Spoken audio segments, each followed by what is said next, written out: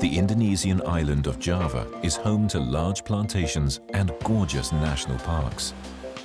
Large pockets of savanna have existed here for millions of years, supporting the lives of grass-eating animals like the iconic banteng, a wild species of cattle native to this island.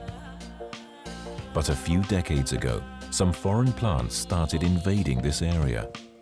These alien weeds have spread like wildfire and are now taking over the landscape, causing great economic losses to plantations and devastating the savanna that the banteng needs for survival. Invasive alien species are a huge international problem that costs the global economy more than $1.4 trillion per year. My name is Gracia Paramita and I'm on a journey in East Java to find out more about this problem and meet the people who are trying to control these alien plants. The expedition begins in Baluran, a national park that was primarily set up to protect 10,000 hectares of savanna ecosystem and its biodiversity, such as the endangered banteng. But the alien invasive tree, Acacia nilotica, has already taken over most of the savanna, destroying it and pushing the banteng to the brink of extinction in the park. Park authorities are desperately trying to deal with this huge problem.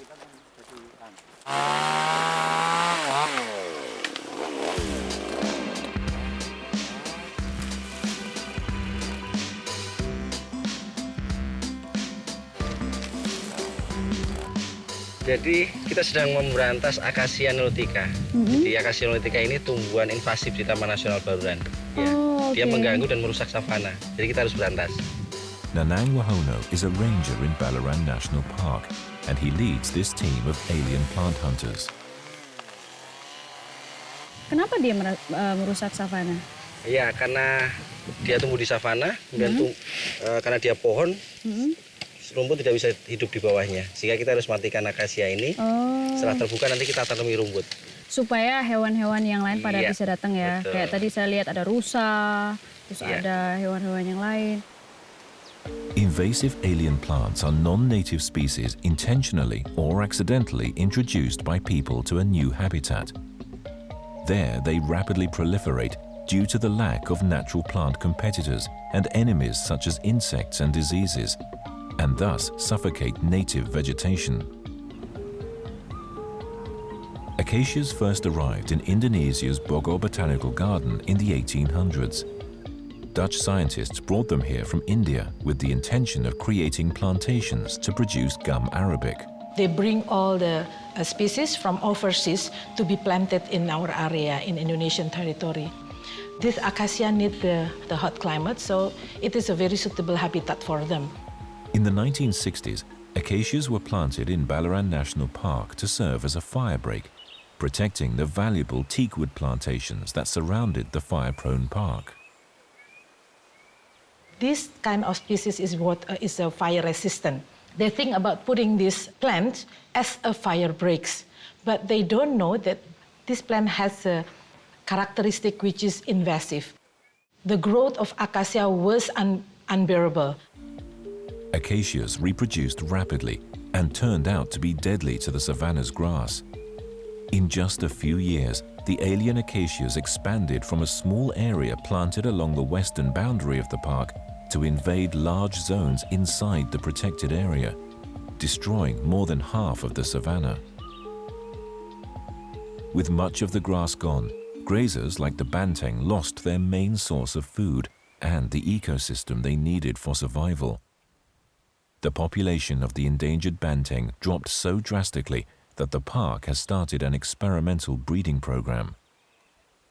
Sekarang berapa, Bu, kira-kira jumlah banteng yang ada di sini? Dari inventarisasi yang terakhir ada 26 ekor. Dari yang awalnya berapa? Kalau Kira-kira? sebelumnya ya sampai ada 100-an lebih, tetapi Wow. terakhir ini sekitar itu, sehingga cukup mengkhawatirkan sebagai Taman Nasional yang ikonnya banteng. The herds of bantengs have been one of the main attractions for tourists visiting this park. With the animals disappearing, tourists may stop coming, and the park will lose an important source of income.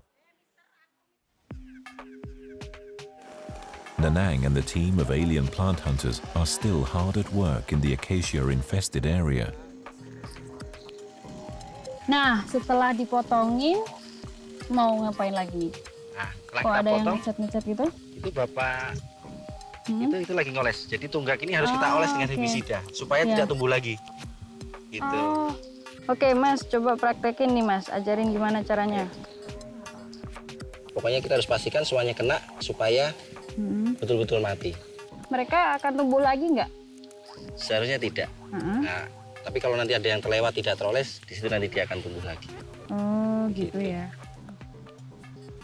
Nanang estimates it takes 1 full day for a team of 100 workers to clear 1 hectare of acacia.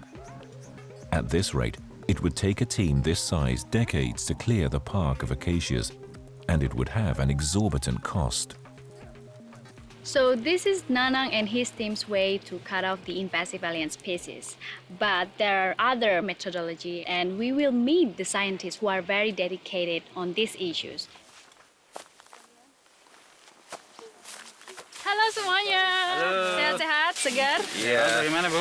Ya, jalan-jalan keliling Taman Nasional, keren banget. Kunjungi. Ini rumputnya kok bagus banget ini, hijau-hijau. Lagi ngapain ini, Pak? Iya, ini lagi panen rumput yang kami tanam bulan Januari kemarin. Wow. Researcher Ragil Irianto of the Center for Forest Conservation and Rehabilitation, Research and Development has come up with a cheaper method that does not require cutting the trees first.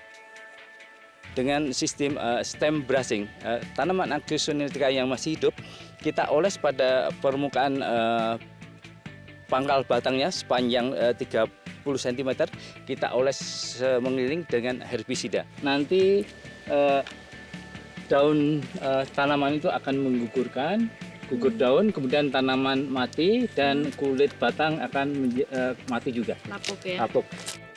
It is possible then for the grass to grow back even with the dead acacias left standing. As part of his research, Ragil has fenced off a plot of land that has been cleared of acacias, and now he and his team are measuring the amount of grass that has grown back. Max Zieren of the United Nations Environment Programme collaborates with Ragil Irianto's team as part of the international project Removing Barriers to Invasive Species Management in Production and Protection Forest in Southeast Asia. Under this program, we are trying to help countries to deal and manage the danger of invasive species. This regional project, financially supported by the Global Environment Facility, brings together a coalition of international partners, including the UN Environment Programme, CAB International, and the government agencies of Indonesia, Cambodia, Vietnam, and the Philippines. Once an invasive species is in an area, in a forest like here in Baluran, or in an agriculture area, you can never get rid of it anymore, but you can suppress it. And the costs are enormous, estimated to be more than $1.4 trillion a year. In the cost of the control, the prevention, using all kinds of pest management techniques, and the economic impacts of invasive species is huge. It's comparable to climate change. Yet how much do we invest? Just a few million globally. And my motivation is very much to bring people who work already in natural resource and conservation to really open their eyes for what is happening. The project also supports countries to introduce other methods of invasive species control that could be cheaper in the long run and more effective. This includes natural control methods, also called biocontrol, which use natural enemies of the alien invasive plants. In the case of Acacia nilotica, these enemies are the chiasmia moth larvae, which only eat the leaves of the invasive acacia trees and cannot survive on other plants in Baluran, including crops. This has proven to be safe for the environment.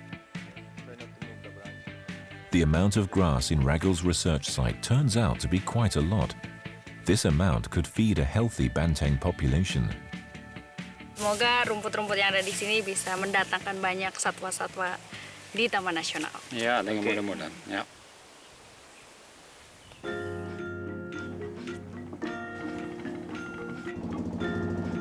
Gracia is now going to Labuan Merak, a village on the other side of Baluran National Park. Acacias are invading this area too, destroying the grass that people need to feed their cattle and having a terrible effect on the local economy. Villagers are trying to make up for their losses by collecting and selling the acacia seeds. Halo Ibu. Ya, Baik Bu, sehat? baik, sehat. Ini lagi ngapain Bu? Lagi ambil biji Arabica. Kalau kata orang sini, Arabica.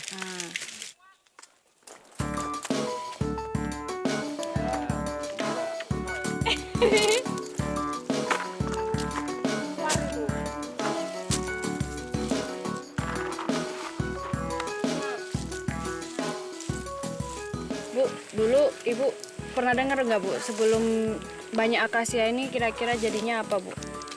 Sebelum banyak akasia, di sini banyak tumbuhan rumput. Terus seberapa penting nih Bu buat penghasilan Ibu atau buat keluarga? Ya, Kira juga penting buat tambah-tambah belanja.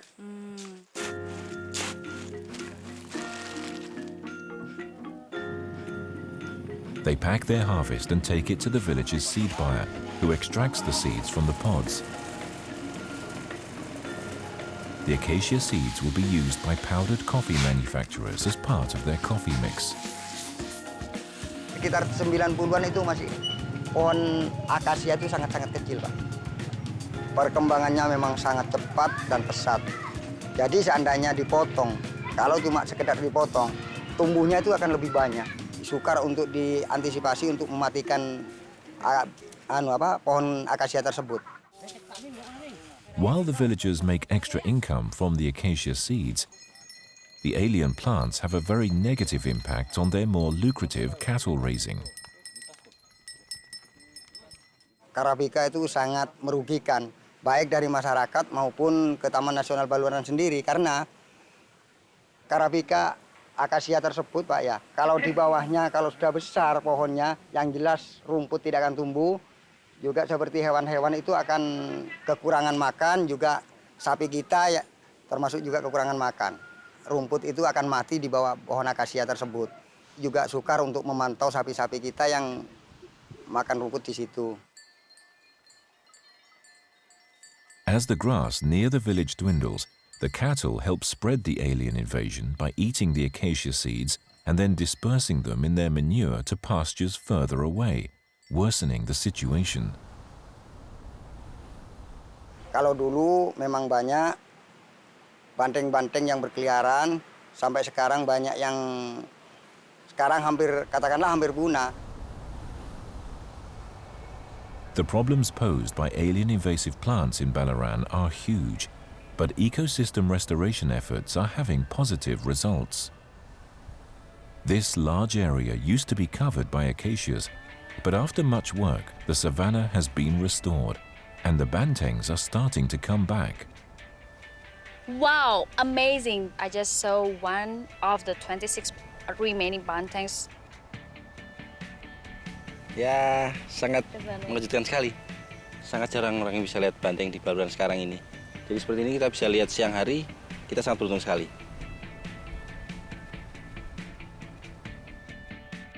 The invasive alien plants not only affect the banteng and its ecosystems, it has also a negative impact on our economy. I'm now going to Bande Alit, where alien plants are destroying large parts of a coffee plantation. Let's go! Bande Alit is home to large rubber and coffee plantations. This area may look more like a jungle, but it is actually a coffee plantation that has been completely infested with several invasive alien plants. National Park Monitoring and Control Officer Budi Setio Prabowo is an expert on alien invasive plants in this area and is giving Gracia a tour. Tanaman invasifnya itu Lantana camara, Chromolen, terus Mekadia. Dan ditambah ini yang berbunga kuning ini, kalau orang di sini nyebutnya paitan.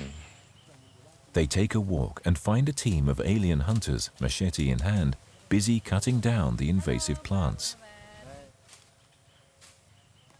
Team leader Umar Fautzi explains to them how the plantation has fallen prey to the alien invasive weeds.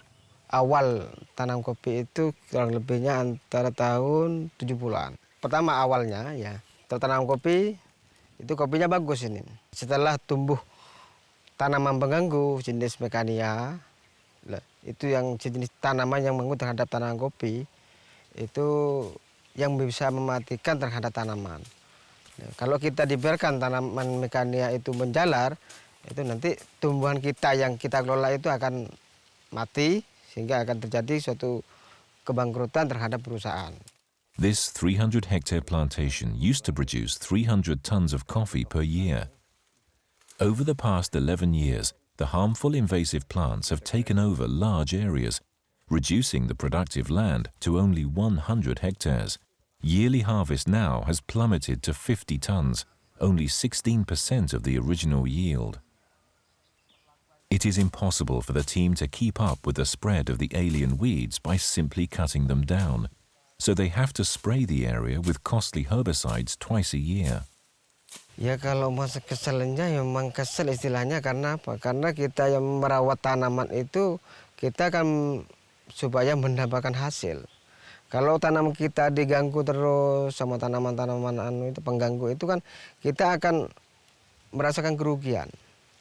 Nah, kalau kita dibiarkan istrinya menghadapi tanaman yang mengganggu itu dibiarkan, ya kita akan kebangkrut nanti kebun nanti. The plantation spends thousands of dollars a year to deal with this problem and has already lost large areas of the plantation to the invasive plants. Just like the plantation of Banda Alit, people in agricultural areas all over Indonesia and throughout the world are fighting a losing battle against alien invasive plants, facing huge economic losses. Through my journey in East Java, I have discovered the great damage that invasive alien plants are causing in our national parks and the big economic losses they produce in plantations. I have also met many committed people with great ideas doing their best to find solutions. But this is a huge problem that requires everybody's attention and a serious investment in resources if we want to sustain local economies and truly protect our natural heritage.